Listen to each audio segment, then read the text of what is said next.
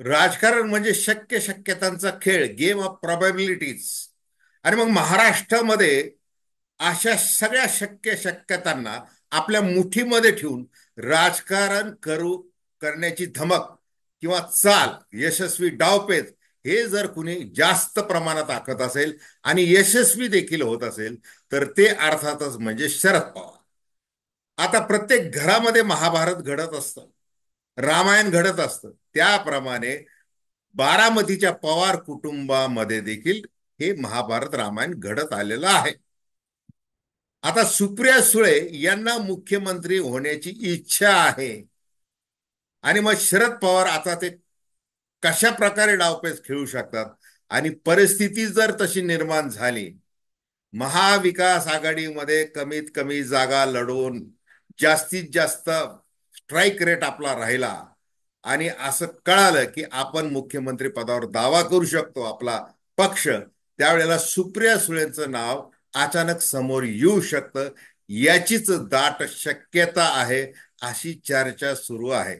कारण की रोहित पवार आणि जयंत पाटील यांच्यामध्ये ज्या पद्धतीने तू तू मैं हे जाहीरपणे लावून देण्यात आलेलं आहे, आणि त्याला शरद पवारांचीच विधाने ही जबाबदार आहेत.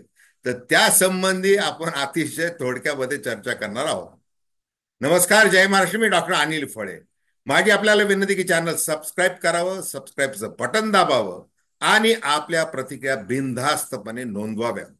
एक तटस्थ भूमिकेतून आपण चर्चा करत असतो. हे बघा, हा राजकारण म्हणजे जर तर मध्येच बोलावं लागतं, हायपोथेटिकल बोलावं लागतं. मग जर तरचे आम्हाला प्रश्न विचारू नका, परिस्थिती काय येईल तेव्हा ते बघू, असं म्हटलं जातं. आणि राजकारणी आपल्यावरची जबाबदारी उत्तर देण्याची ही टाळतात. तसं सुप्रिया सुळे हे देखील मोठ्या हुबेने त्यांना मुख्यमंत्री पदाबाबत त्यांच्या इच्छेबद्दल ज्यावेळेला विचारलं जातं, त्यावेळेला त्या अतिशय शिताफीने हा प्रश्न टाळतात. आता बघा, इंडिया टुडेच्या त्या एन्क्लव मध्ये त्यांना विचारण्यात आलं होतं की ज्याप्रमाणे अजित पवार यांना विचारलं की तुमची मुख्यमंत्री होण्याची इच्छा आहे का, त्यांनी जसं थेटपणे सांगितलं, तर तुमचं उत्तर काय, तुम्हाला व्हायचं आहे का मुख्यमंत्री. त्यावेळेला त्यांनी नाही, राजकारण हे कसं समाजसेवा करण्यासाठी असतं, बाकीचे जे आपण लोकांच्या हितासाठी जबाबदार असतो, त्यामुळे लोकप्रतिनिधी म्हणून आपल्याला काम करायचं असतं, वगैरे वगैरे असं त्यांनी लांबण लावले. त्याच्यानंतर शरद पवारांना एकदा असं विचारण्यात आलं होतं की सुप्रिया सुळे ह्या मुख्यमंत्री होऊ शकतात का.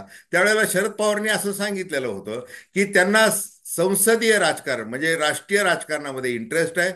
95% त्यांची हजेरी असते संसदेच्या अधिवेशनामध्ये, आणि त्या तिकडे चांगल्या प्रकारे काम करत आहेत.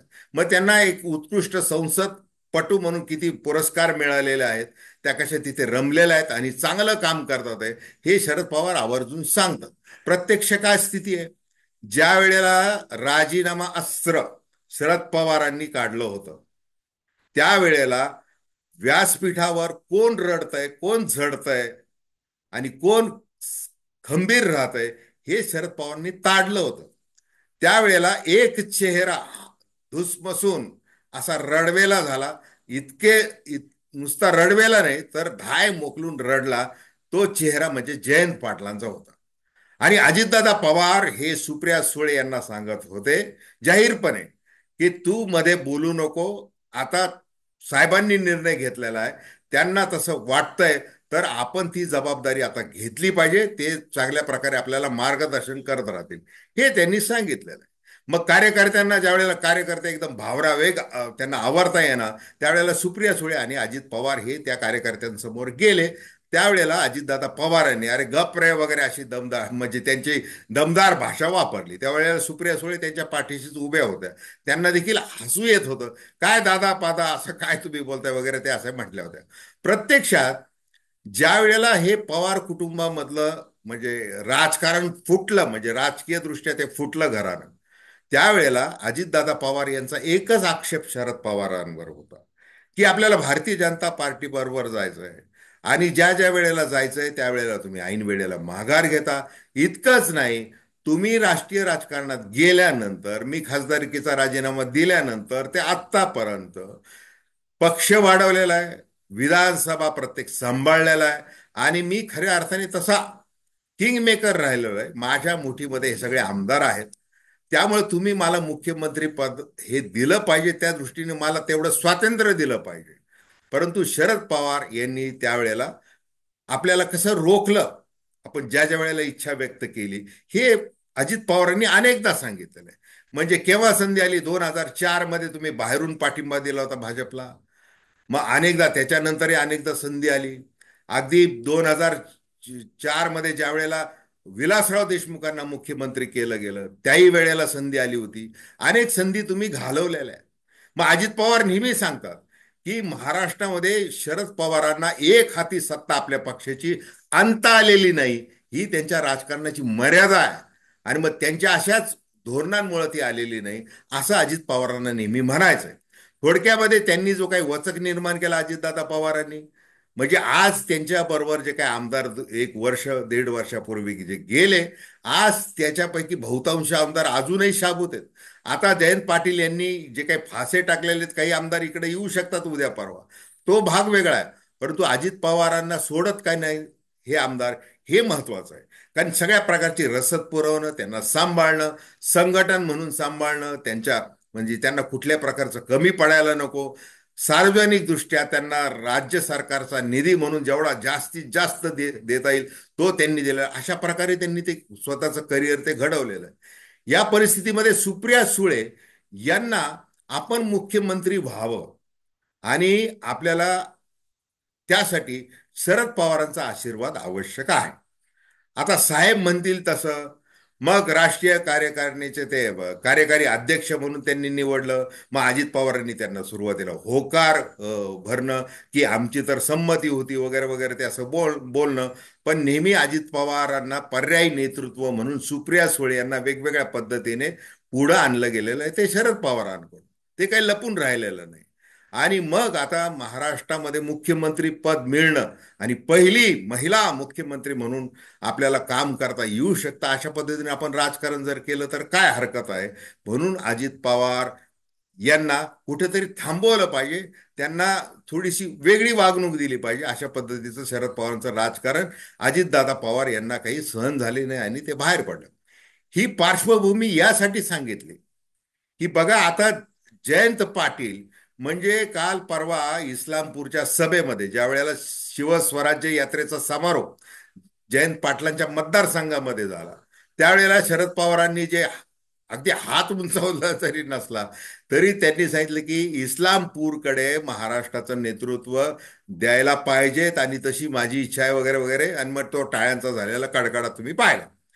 आता 29 सप्टेंबरला ज्या वेळेला रोहित पवार यांचा वाढदिवस होता, त्या दिवशी देखील असंच ते काही बोलले की रोहित पवार हा कसा दमदार आहे, अभ्यासू आहे वगैरे वगैरे त्यांनी सांगितलं. आणि त्याला देखील शिफारस पत्र त्यांनी दिलेलं आहे. म्हणजे आता ह्या दोघांमध्ये लागलेली आहे. म्हणजे आता राजकारण आपल्याला आपल्या घरात जे महाभारत होत आहे ते कशा पद्धतीने त्यांनी ते हाताळलं.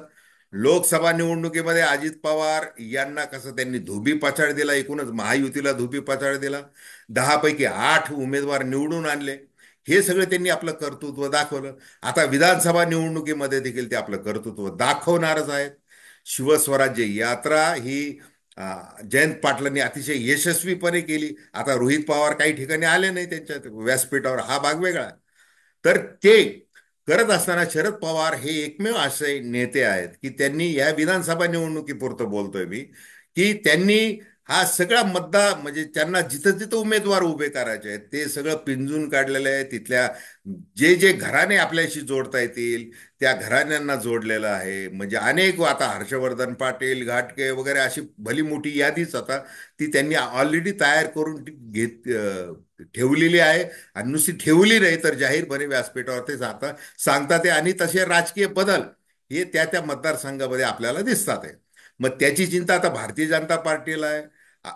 अनेक म्हणजे इतर इतर मोठ्या म्हणजे काँग्रेसला देखील आहे आणि शिवसेना, म्हणजे दोन्ही शिवसेना घ्या आणि राष्ट्रवादी दुसरी अजित पवारांची घ्या, भारतीय जनता पार्टी घ्या, म्हणजे महाविकास आघाडीमधल्या घटक पक्षांना म्हणजे काँग्रेसला आणि उद्धव बाळासाहेब ठाकरे यांना देखील धास्ती आहे की आता शरद पवार हे जास्तीत जास्त आमदार निवडून आणतील आणि मुख्यमंत्री पदाचा खेळ ज्या वेळेला ऍक्च्युअली सुरू होईल मग त्यावेळेला जी परिस्थिती असेल, त्यावेळेला जर यांचे उमेदवार आमदार जास्त असले तर स्वाभाविकपणे तिकडे मुख्यमंत्री पद जाऊ शकतं. आणि म्हणून उद्धव ठाकरे ज्या ज्या वेळेला असं म्हटले, दिल्लीला जाऊन आले, नंतर महाविकास आघाडीच्या पदाधिकाऱ्यांच्या मेळाव्यामध्ये बोलले, स्वतः त्यासाठी मेळावा आयोजित केला आणि ते व्यासपीठावर म्हटले की मुख्यमंत्री पदाचा चेहरा जो कुणाला, म्हणजे जो चेहरा वाटेल तो घोषित करा, मी पाठिंबा देतो. आणि वेगवेगळ्या पद्धतीने त्यांनी ते आपली भूमिका जी मुख्यमंत्री पदाची चेहऱ्याची आहे ती काही लपवून ठेवली नाही. त्यावेळेला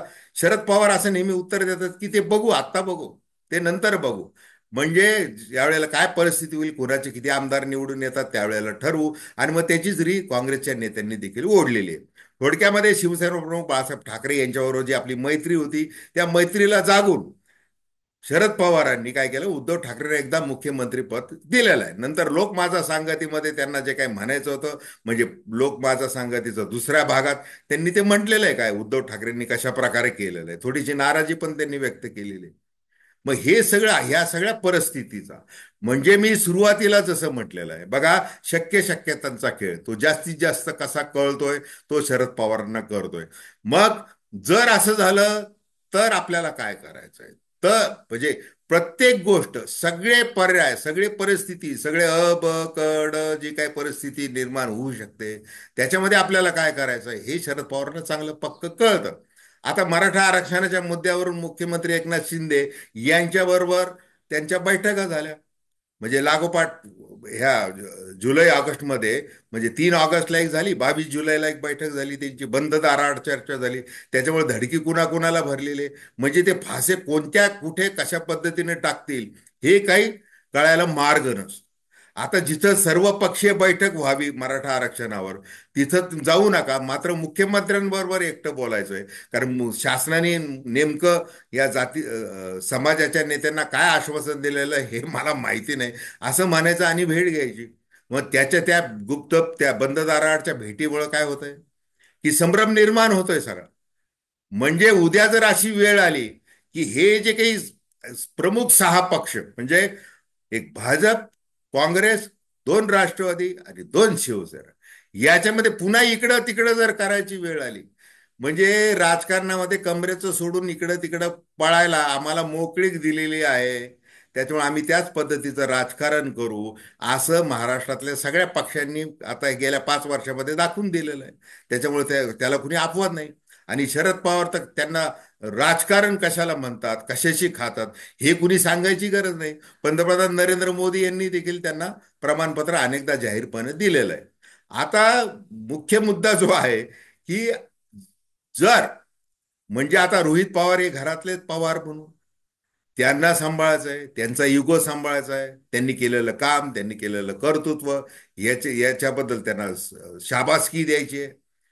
म्हणजे मध्ये मध्ये पवार खानदानीमधल्या अनेकांच्या अशा इच्छा, जसं अजित पवारांचे सख्खे बंधू श्रीनिवास पवार, त्यांना असं वाटत असणार की आपला युगेंद्र हा देखील राजकारणामध्ये आला पाहिजे, तो पुढे गेला पाहिजे. सगळं अजितदादा अजितदादा करून कसं चालेल, म्हणजे त्यांचाच मुलगा, त्यांचीच पत्नी ही पुढे आलेली कशी चालेल. मग त्यांना ते कुटुंब सांभाळायचं आहे. म्हणजे सकाळ माध्यम समूहाचे अभिजित पवार यांना देखील एकदा मनात आलं होतं की आपण एक राज्यसभेवर तरी गेलं पाहिजे, काहीतरी केलं पाहिजे, पण त्यांना शांत करावं लागलेलं आहे. म्हणजे एक कुटुंब प्रमुख म्हणून शरद पवारांवर ती जी वेगळी आहे की घरातलं रामायण महाभारत हे थांबवायचं कसं, त्यांच्यावर तो एक प्रश्न आहे. या सगळ्या प्रश्नांची सोडवणूक करता करता त्यांच्या मनामध्ये सुप्रिया सुळे यांच्याबद्दल एक सहानुभूतीचा पदर हा असणं अगदी नैसर्गिक आहे. आणि तो नैसर्गिकपणा आणि ते पुन्हा त्याच्यामध्ये राजकारण, मग त्याच्यामध्ये ही जी काही परिस्थिती आत्ता निर्माण झालेली आहे, आणि पुढे आता निकाल लागल्यानंतर प्रत्यक्ष काय निकाल येतील वगैरे, त्यावेळेला जर असं ठरवायची अशी जर वेळ आली, तर त्यावेळेला रोहित पवार आणि जयंत पाटील हे दोघेही शांत राहतील आणि तिसरंच नाव पुढे येईल, ती सुप्रिया सुळे. अशी जोरदार चर्चा बारामतीमध्ये चालू आहे. तर ठीक आहे, धन्यवाद. हा व्हिडिओ आपल्याला आवडला असल्यास अवश्य शेअर करा, सबस्क्राईब करा आणि आपल्या प्रतिक्रिया बिनधास्तपणे नोंदवा. धन्यवाद.